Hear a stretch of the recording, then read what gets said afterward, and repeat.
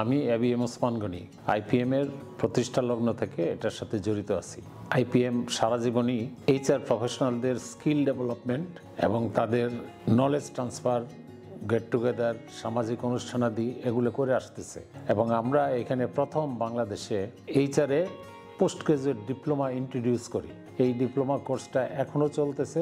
এইটার অনেক মডিফিকেশন, অনেক আধুনিকীকরণ করার পরে এখন যেটা দাঁড়াইছে এটা ইন্টারন্যাশনাল স্ট্যান্ডার্ডে আমার মনে হচ্ছে। তা আমি একজন প্রাক্তন সভাপতি এবং ওল্ডেস্ট মেম্বার হিসাবে সবাইকে অনুরোধ করব, যারা এইচআর প্রফেশনে কাজ করেন বা ভবিষ্যতে করবেন তারা এটার সাথে সার্বিক সহযোগিতা করবেন যাতে এটা উত্তরোত্তরের সমৃদ্ধি হয়। ধন্যবাদ সবাইকে।